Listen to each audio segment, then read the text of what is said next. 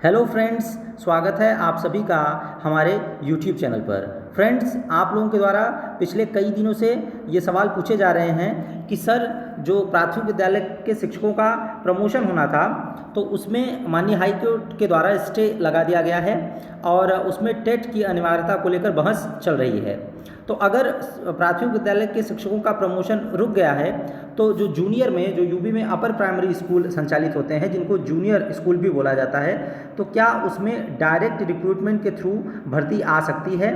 मतलब जो शिक्षकों के खाली पद हैं वो प्रमोशन से अगर नहीं भरे जा पा रहे हैं तो क्या उन पदों पर सीधी भर्ती आएगी? तो ये आपके सवाल लगातार पूछे जा रहे हैं। चूँकि जो अपर प्राइमरी स्कूल हैं यूपी में, अगर उसमें भर्ती आती है तो बीएड और डीएलएड दोनों कैंडिडेट्स, दोनों प्रशिक्षु शिक्षक अप्लाई कर सकते हैं फॉर्म और उसमें सम्मिलित हो सकते हैं। तो ये सवाल आप लोगों के द्वारा बहुत ही पूछे जा रहे हैं और कई यूट्यूब चैनल्स के द्वारा हवाई बातें भी की जा रही हैं।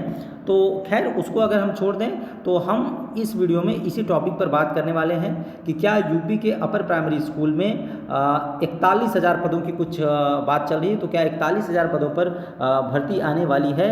भर्ती के क्या चांसेस बन रहे हैं और हमारी जो बेसिक शिक्षा नियमावली है उसमें रूल्स कैसे रूल्स बने हुए हैं और उसके बेस पर क्या सिनेरियो बन रहा है। तो चलिए स्टार्ट करते हैं अपना आज का कंटेंट बिना कोई समय गंवाए। और मैं आपको जल्दी से बता दूं कि अगर आप देश के किसी कोने में सरकारी शिक्षक बनने का सपना रखते हैं तो ये चैनल आप ही के लिए है। आप इस चैनल से जुड़ अवश्य जाएं। इस चैनल के माध्यम से आपको सटीक जानकारी और सही मार्गदर्शन प्रदान किया जाएगा जिससे आप अपने सपने को साकार कर सकें। तो चलिए स्टार्ट करते हैं जल्दी से बिना कोई समय गंवाए। तो मैं आपको पहले जल्दी से बता दूं कि जो उत्तर प्रदेश क्या के जो स्कूल्स हैं, जो 1 to 8 स्कूल है, उसमें 3 प्रकार के स्कूल संचालित होते हैं। पहले होते हैं प्राथमिक विद्यालय। तो प्राथमिक विद्यालय जो होते हैं उसमें कक्षा 1 से लेकर 5 तक शिक्षण कार्य होता है। और जो उच्च प्राथमिक विद्यालय हैं उसमें कक्षा 6 से लेकर 8 तक की कक्षाएँ चलती हैं। और जो नया कॉन्सेप्ट आया है पिछले 3-4 सालों में वो है कंपोजिट विद्यालय का कॉन्सेप्ट। कंपोजिट विद्यालय जो होते हैं, कंपोजिट मतलब संयुक्त, मतलब 1 से 5 और 6 से 8 को अगर मिला दिया जाए तो 1 से 8 तक की कक्षाएं कंपोजिट विद्यालय में संचालित होती हैं। जो 100 मीटर के स्कूल परिसर में विद्यालय स्थित थे वहाँ कंपोजिट विद्यालय बना दिया गया है। जो अगर प्राइमरी और अपर प्राइमरी स्कूल एक साथ स्थित थे तो उनको कंपोजिट विद्यालय का रूप दे दिया गया है। तो ये कंपोजिट विद्यालय हैं। आप जान गए होंगे कि 3 प्रकार के विद्यालय यूपी में संचालित होते हैं। तो अगर हम बात करें कि इन विद्यालयों में भर्ती कैसे होगी, तो इसमें जो source of recruitment of teachers है, तो सोर्स ऑफ रिक्रूटमेंट कैसे हैं और इन पदों पर भर्तियां कैसे होती हैं। तो जो प्राइमरी स्कूल के टीचर्स होते हैं और जो अपर प्राइमरी स्कूल के टीचर्स हैं उनको उनकी भर्ती प्रक्रिया संपन्न होती है। तो अगर हम इस टेबल को देखें तो इस टेबल में क्लियर आपको दिखाया गया है कि जो मिस्ट्रेसेस ऑफ नर्सरी स्कूल, मतलब जो आंगनवाड़ी हैं, तो उनका डायरेक्ट रिक्रूटमेंट के थ्रू उनकी भर्ती की जाएगी by direct recruitment as provided in rule 14। फिर assistant master and assistant mistresses of junior basic school. Junior basic school का मतलब प्राथमिक विद्यालय, मतलब 1 to 5।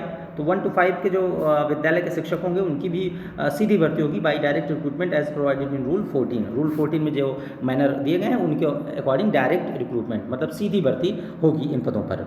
बाकी अगर बी पॉइंट की बात करें तो इसमें head mistresses of nursery school. Nursery school की जो हेड मिस्ट्रेसेस होंगी तो उनको by promotion as provided in rule 18, मतलब नर्सरी स्कूल की जो हेड मिस्ट्रेस होगी उनका प्रमोशन के थ्रू उन पदों को भरा जाएगा। बाकी head masters and head mistresses of junior basic school, मतलब 1 to 5 के जो हेड मास्टर होंगे उनकी भी कोई डायरेक्ट भर्ती आपने कभी सुनी नहीं होगी और ना ही आप कभी सुनने वाले हैं, क्योंकि उनको प्रमोशन के थ्रू ही भरा जाएगा by promotion as provided in rule 18। बाकी assistant masters of science and maths for senior basic school, इसमें भी आप देख पा रहे हो सीनियर बेसिक स्कूल का मतलब हो गया 6 to 8 के स्कूल्स की बात हो रही है। तो इसमें असिस्टेंट मास्टर, मतलब जो सहायक अध्यापकों की भर्ती होगी वो प्रमोशन के थ्रू ही भरी जाएगी रूल 18 में दिए गए नियमों के अनुसार। फिर असिस्टेंट मिस्ट्रेस, मतलब सहायक अध्यापिकाओं की भर्ती मैथ और साइंस के, तो ये हो गया आपका, ये भी promotion as provided in rule 18। फिर assistant masters of other than science maths for senior basic school, other than science math का भी बाय प्रमोशन। फिर assistant masters of other than science and maths, सहायक अध्यापिकाओं का by promotion. Head masters of science senior by promotion as provided in rule 18। Head master of senior basic school. फिर head mistresses of senior basic school bye promotion. तो ये सारा आप देख पा रहे होंगे, इसमें प्रमोशन के थ्रू ही सहायक अध्यापकों को भरने की बात कही गई है। हालांकि यहाँ नीचे एक पॉइंट दे रखा है, वो शायद इस पीपीटी में कट गया है, कि प्रोवाइडेड दैट अगर इन पदों पर जो पॉइंट नंबर 5 और 6 में जो पद हैं, अगर इन पर आपको प्रमोशन के थ्रू टीचर्स नहीं मिल पा रहे हैं तो इन पदों पर डायरेक्ट रिक्रूटमेंट भी की जा सकती है।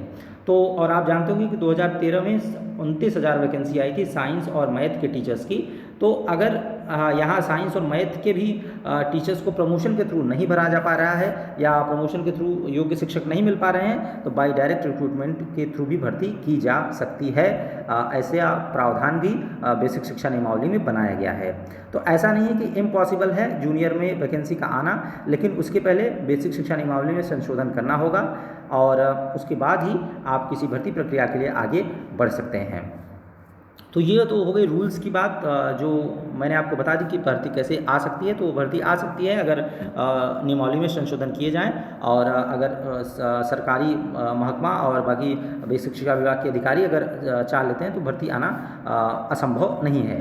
बाकी अगर हम बात करें कि अभी पीटीआर कितना है, क्योंकि भर्ती के आने में पीटीआर की सबसे बड़ी भूमिका होती है, जिसको प्यूपल टीचर रेशियो बोलते हैं। तो प्राथमिक विद्यालयों के लिए 30:1 मतलब 30 छात्रों पर एक शिक्षक होना चाहिए। और अपर प्राइमरी स्कूल्स के लिए जो उच्च प्राथमिक विद्यालय हैं उसमें 35:1 का पीटीआर होता है, मतलब 35 छात्रों पर एक शिक्षक होना चाहिए। तो जो अभी के हालात हैं, जो माननीय बेसिक शिक्षा मंत्री जो अभी संदीप सिंह जी हैं, उन्होंने जो बयान दिया है विधानसभा में, उसकी ये हिंदुस्तान का जो ऑफिशियल हैंडल है वहाँ से ये लिया गया है खबर। तो आप यहाँ देख पा रहे होंगे कि यूपी में प्राथमिक और उच्च प्राथमिक स्कूलों में शिक्षकों के कितने पद हैं रिक्त। तो उत्तर प्रदेश सरकार ने विधानसभा में बताया कि राज्य के सरकारी प्राथमिक स्कूलों में शिक्षकों के 4,17,886 पद स्वीकृत हैं और उसमें प्रधानाध्यापक और सहायक अध्यापक के 85,152 पद रिक्त हैं। उच्च प्राथमिक विद्यालयों में स्वीकृत पदों की संख्या 1,62,198 है और 41,338 पद रिक्त हैं। छात्र शिक्षक अनुपात प्राथमिक स्कूलों में 21:1 और उच्च प्राथमिक विद्यालयों में 29:1 है। तो अगर बात की जाए 35:1 से अगर 29:1 को कंपेयर किया जाए, जो यहाँ पर जो विधानसभा में जवाब दिया गया उसमें ये बात कही गई है, तो यहाँ तो छात्र शिक्षक अनुपात ज़्यादा ही आ जा रहा है, मतलब कि अभी शिक्षक सरप्लस में है, शिक्षकों की संख्या ही ज़्यादा है। तो अगर सरकार ये डाटा दे रही है तो उनके मन में तो भर्ती का विचार मुझे नहीं लगता कि अभी उत्पन्न हो रहा है। बाकी आप देख पा रहे होंगे कि जो रिक्त पद हैं वो स्वीकृत पदों के सापेक्ष 41,338 हैं, 41,000 पद रिक्त हैं, लेकिन स्वीकृत जो पद होते हैं वो समय समय पर पीटीआर के आधार पर उनको वेरीफाई किया जाता है। तो अगर पीटीआर मेंटेन है तो इस डाटा का कोई बहुत मतलब नहीं रह जाता है। बाकी आप लोग निराश नहीं हों, प्रयास करते रहें। हो सकता है अगर बीएड कैंडिडेट्स को प्राथमिक शिक्षकों की भर्ती से बाहर किया गया है तो राज्य की सरकार, उत्तर प्रदेश राज्य की सरकार उच्च प्राथमिक विद्यालयों में भर्ती लेकर आए और आप लोगों को मौका दे, ऐसा संभव है। तो देखिए आगे क्या होता है, लेकिन चांसेस कम ही हैं। अगर आप अदर वैकेंसीज़ की तैयारी कर रहे हैं तो आप सीरियस होकर तैयारी करें। मैं तो आपको यही स्ट्रैटेजी बताऊंगा, वहाँ आप सिलेक्शन ले लें, क्योंकि यहाँ की भर्ती का अभी कोई बहुत बड़ा चांस नहीं बन पा रहा है। आप समझ के चलें 20 to 25% चांसेस ही हैं कि निकट भविष्य में आपको भर्ती देखने को मिलेगी। बाकी इस चैनल के माध्यम से आपको सटीक जानकारी ही दी जाती है, आपको अनावश्यक जानकारी ना दी जाए, ऐसा पूरा प्रयास रहता है। क्योंकि जानकारी अगर आपको गलत दी जाएगी तो वैसे आप स्ट्रैटेजी बनाएंगे और फिर आपको असफलता का सामना भी करना पड़ सकता है, जो मैं नहीं चाहता कि आपको इस चैनल के माध्यम से गलत जानकारी मिले और आप अपने लाइफ में कुछ दिशाहीन हों। तो यही जानकारी प्रोवाइड करनी थी। उम्मीद है आपको ये हमारी जानकारी अच्छी लगी होगी। अगर आपको कोई डाउट है तो नीचे कमेंट करके पूछ सकते हैं, और अगर आप चैनल पर नए हैं तो चैनल को सब्सक्राइब जरूर कर लें, और वीडियो इन्फॉर्मेटिव लगा हो तो लाइक कर दें, और अगर आपके फ्रेंड्स के भी ऐसे सारे सवाल हैं तो उनके साथ भी ये वीडियो शेयर जरूर कर दें। Thank you for watching the video. मिलते हैं आपसे नेक्स्ट वीडियो में किसी अन्य यूजफुल इन्फॉर्मेशन के साथ। तब तक आप लोग खुश रहें, स्वस्थ रहें, मस्त रहें और पढ़ाई करते रहें। Thank you for watching the video.